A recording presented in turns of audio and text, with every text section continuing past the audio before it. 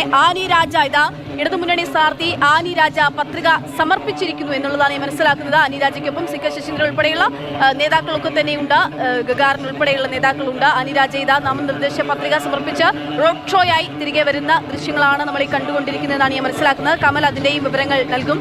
കമൽ, രണ്ട് സ്ഥാനാർത്ഥികളും അതായത് ഇടതുമുന്നണിയുടെയും ഒപ്പം തന്നെ UDF-ന്റെയും സ്ഥാനാർത്ഥികൾ ഇരുവരും രാഹുൽ ദാ പത്രിക സമർപ്പിക്കാൻ പോകുന്നു. ആനി രാജ മുൻപേ സമർപ്പിച്ചു കഴിഞ്ഞിരിക്കുന്നു അല്ലേ? എങ്ങനെയാണ് വിവരങ്ങൾ?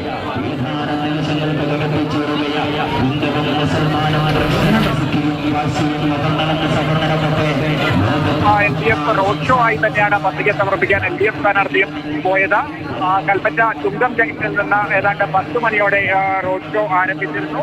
ആ റോഡ് ഷോ അവസാനിപ്പിച്ചാണ് സ്ഥാനാർത്ഥി പത്രിക കൊടുക്കാനായി കളക്ടറേറ്റിൽ എത്തിയത്. UDF-ന് വലിയ ഭൂരിപക്ഷമുള്ള മണ്ഡലമാണെങ്കിൽ കൂടി വളരെ ആത്മവിശ്വാസത്തോടെ തന്നെയാണ് ആനി രാജയും LDF-ഉം മുന്നോട്ട് പോകുന്നത്. വളരെ നേരത്തെ തന്നെ ആനി രാജ പ്രചാരണത്തിനായി മണ്ഡലത്തിലെത്തിയിരുന്നു. ഈ 7 നിയോജക മണ്ഡലങ്ങളിലെയും പ്രധാന കേന്ദ്രങ്ങൾ മുഴുവൻ അവർ കവർ ചെയ്ത് കഴിഞ്ഞു. വളരെ ചിട്ടയായ പ്രവർത്തനം, പ്രത്യേകിച്ച് സ്ത്രീകളെ കേന്ദ്രീകരിച്ച് വളരെ വ്യക്തിപരമായി വോട്ടർമാരോട് ഇടപെട്ടുകൊണ്ട് അത്തരത്തിലാണ് ആനി രാജയുടെ പ്രചാരണം മുന്നോട്ട് പോകുന്നത്. രാഹുൽ ഗാന്ധിയുടെ കഴിഞ്ഞ തവണത്തെ ഭൂരിപക്ഷമോ UDF-ന്റെ മേൽക്കൈയോ ഒന്നും അവരുടെ ആത്മവിശ്വാസം കുറയ്ക്കുന്നില്ല. വളരെ ശക്തമായ പ്രചാരണവുമായി തന്നെയാണ് LDF-ഉം മണ്ഡലത്തിൽ മുന്നോട്ട് പോകുന്നത്.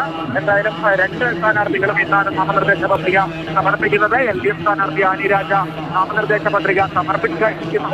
NDA സ്ഥാനാർത്ഥി BJP സംസ്ഥാന പ്രസിഡന്റ് കെ സുരേന്ദ്രൻ നാളെയാണ് പത്രിക സമർപ്പിക്കുന്നത്. അവരുടെ റോഡ് ഷോയിൽ സ്മൃതി ഇറാനി ഉൾപ്പെടെയുള്ള നേതാക്കളാണ് പങ്കെടുക്കുന്നത്. എന്തായാലും ഇന്ന് രണ്ട് സ്ഥാനാർത്ഥികൾക്കാണ് പത്രിക സമർപ്പിക്കാൻ സമയം നൽകിയിരിക്കുന്നത്. ആനി രാജ പത്രിക നൽകിയിരിക്കുന്നു. രാഹുൽ ഗാന്ധി ഉച്ചയ്ക്ക് 1 മണിക്ക് മുൻപ് നാമനിർദ്ദേശ പത്രിക നൽകും. ശരി, എം കമൽ വിവരങ്ങൾ നൽകുന്നത്. എന്തായാലും ആനി രാജയുടെ പത്രികാ സമർപ്പണം കഴിഞ്ഞിരിക്കുന്നു. LDF സ്ഥാനാർത്ഥി ആനി രാജ നാമനിർദ്ദേശ പത്രിക സമർപ്പിച്ചിരിക്കുന്നു വയനാട് ലോക്സഭാ മണ്ഡലത്തിൽ നിന്നും. ഇനി